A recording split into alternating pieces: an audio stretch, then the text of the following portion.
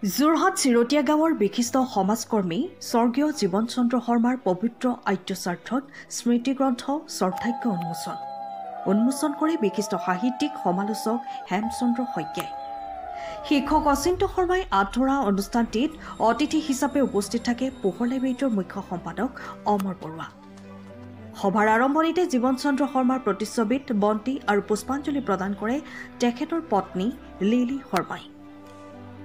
পুষ্পাঞ্জলি প্ৰদান কৰে জ্যেষ্ঠ পুত্ৰ নয়ন শৰ্মা, মাজুপুত্ৰ দেৱজিৎ শৰ্মা, কনিষ্ঠ পুত্ৰ বিশ্বজিৎ শৰ্মা, তিনিগৰাকী বোৱাৰী, কেইবাগৰাকীও নাতি নাতিনী, লগতে উন্মোচক বিশিষ্ট সাহিত্যিক হেমচন্দ্ৰ শৰ্মা, পোহৰ লাইব্ৰেৰীটোৰ মুখ্য সম্পাদক অমৰ বৰুৱা, গ্ৰন্থখনিৰ সম্পাদক পলাশ শৰ্মাৰ লগতে পৰিয়ালৰ বহুসংখ্যক সদস্য, স্থানীয় ৰাইজ, শুভাকাংক্ষী। জীৱন চন্দ্ৰ শৰ্মা এগৰাকী সমাজসেৱক, ধৰ্মীয় প্ৰাণ ব্যক্তিৰ লগতে ৰাজনৈতিক ক্ষেত্ৰখনতো জড়িত আছিল।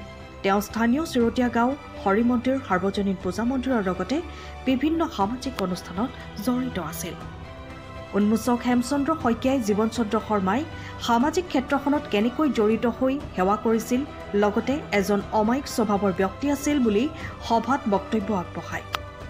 পোহৰ লাইব্ৰেৰীটোৰ মুখ্য সম্পাদক অমৰ বৰুৱাই কয়, জীৱন চন্দ্ৰ শৰ্মা কেনেদৰে ৰাজনৈতিক ক্ষেত্ৰত জড়িত হৈ যোৰহাট বিধানসভা সমষ্টিৰ নিৰ্দলীয় প্ৰাৰ্থী হিচাপে বিধানসভা নিৰ্বাচনত প্ৰতিদ্বন্দ্বিতা কৰিছিল সেই কথা প্ৰকাশ কৰে।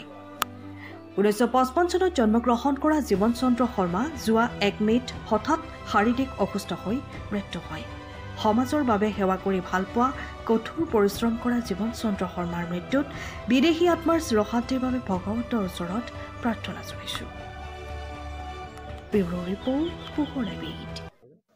আজি পশ্চিম যোৰহাটৰ চিৰতীয়া গাঁৱৰ নিবাসী প্ৰয়াত জীৱন চন্দ্ৰ শৰ্মা ডাঙৰীয়াৰ আদ্যশ্ৰাদ্ধ উপলক্ষে প্ৰকাশিত এই শ্ৰদ্ধাৰ্ঘ্যখন আমাৰ দ্বাৰা উন্মোচন কৰা হ'ল আৰু শ্ৰদ্ধাৰ্ঘ্যখন ছপা বন্ধা সকলো সুন্দৰ হৈছে আৰু যথেষ্টখিনি লেখা ইয়াত প্ৰকাশ পাইছে আৰু তেখেতৰ শোকবাৰ্তা যিসকলে দিছে সকলো ইয়াত ছপা কৰিছে।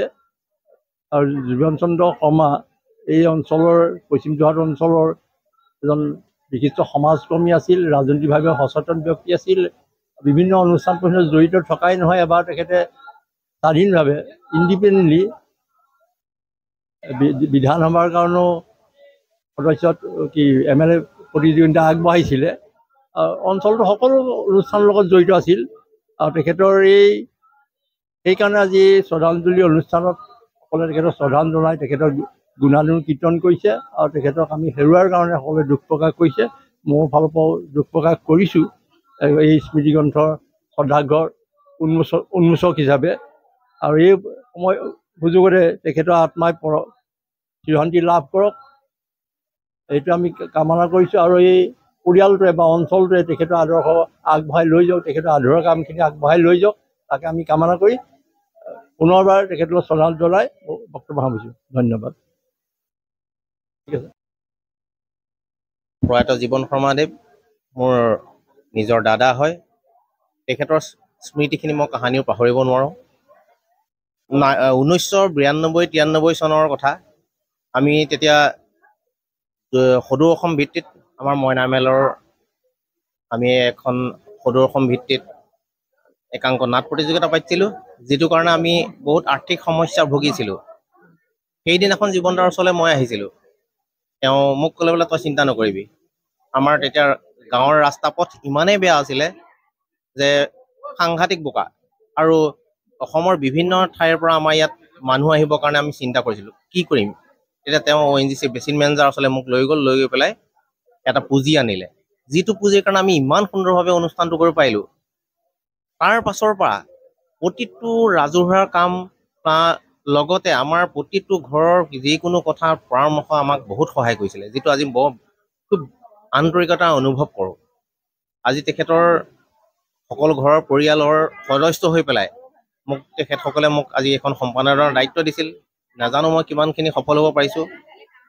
আজি তেখেতৰ আদ্যশ্ৰাদ্ধৰ দিনা মোৰ অন্তৰাত্মাই তেখেতক ইয়াৰ পৰাই শ্ৰদ্ধা জনাইছে আৰু তেখেত য'তে আছে শান্তিত থাকক তাৰে কামনা কৰিছোঁ মই।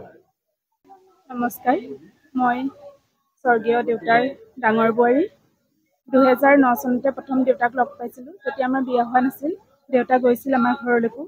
খুব মৰমীয়াল অন্তৰৰ আছিল দেউতা। সকলোকে সমান চকুৰে চাইছিল। 2013 চনত আমাৰ যেতিয়া বিয়া হৈছিল, এতিয়াও মনত পৰে দেউতা খুব ফূৰ্তিবাজ মানুহ আছিল।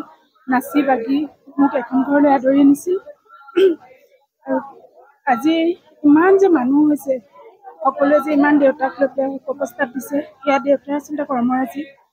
কথাতে কয় যে মানুহ যেতিয়া জীয়াই থকা যায় তেতিয়া তেওঁক চিনি পোৱা নাযায়, যেতিয়া মৃত্যু হয় তেতিয়া আচলতে তেওঁ কেনেকুৱা মানুহ আছিল সেই কথাটো গম পোৱা যায়।